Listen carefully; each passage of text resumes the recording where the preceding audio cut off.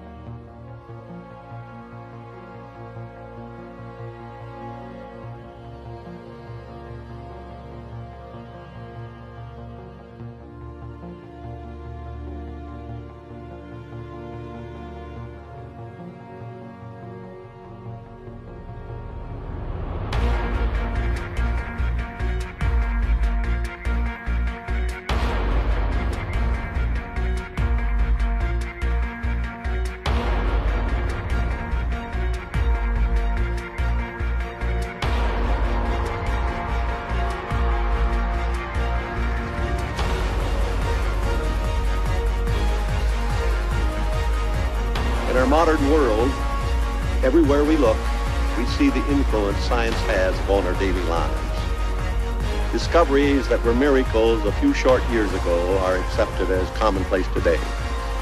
Many of the things that seem impossible now will become realities tomorrow. One of a man's oldest dreams has been the desire for space travel, to travel to other worlds. Until recently, this seemed to be an impossibility. But great new discoveries have brought us to the threshold of a new frontier, the frontier of interplanetary space. In this Tomorrowland series, we are combining the tools of our trade with the knowledge of the scientists to give a factual picture of the latest plans for man's newest adventure.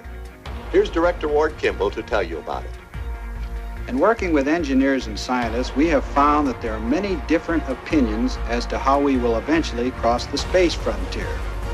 However, there's one point all of them seem to agree upon, and that is whether we use chemical fuels or atomic energy, it will be a rocket-powered ship that will finally take man into space.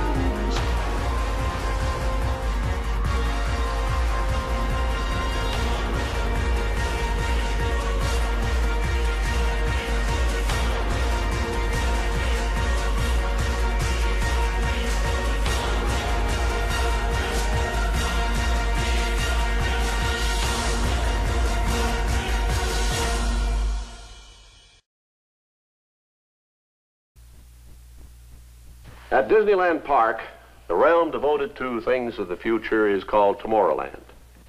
One of the popular attractions here is our simulated rocket trip around the moon. After entering the Disneyland spaceport, visitors may experience the thrills that space travelers of the future will encounter when rocket trips to the moon become a daily routine. However, scientists tell us that it will be many years before space travel becomes a reality. After consulting with the scientists, our artists and studio technicians have prepared a factual picture of how the coming conquest of the moon will be accomplished.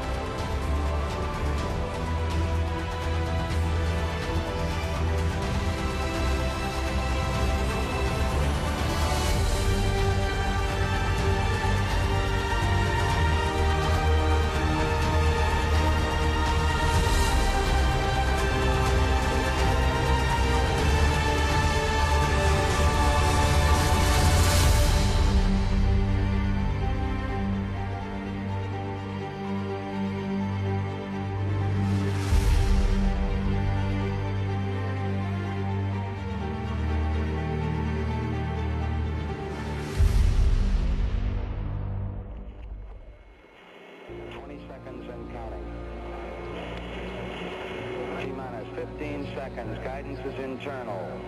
12, 11, 10, 9. Ignition sequence start.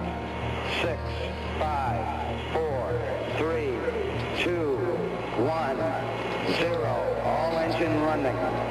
Liftoff. We have a liftoff. 32 minutes past the hour. Liftoff on Apollo 11.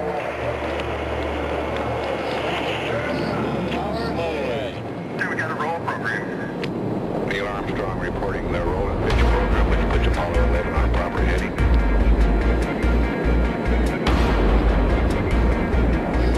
Slowly, but gathering speed. Burning hot. Plus 30 seconds.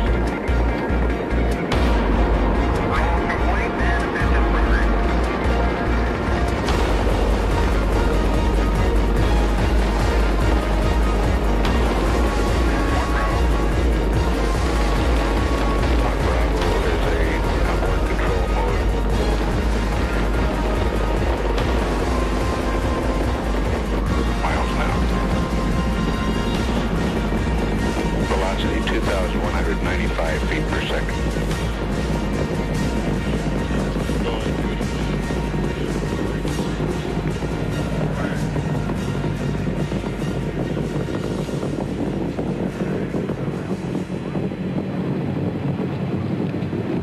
We're through the region of maximum dynamic pressure now.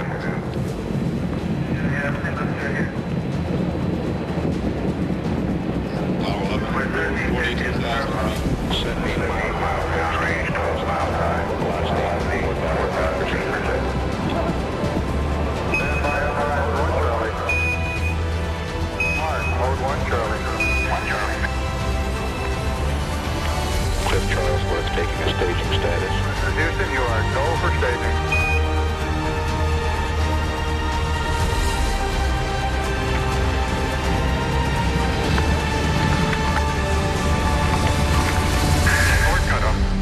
Inboard engines out. I'm inboard cutoff. Inboard cutoff exactly on schedule. Apollo 11 now 3,000 miles, now doing 3,650 miles an hour.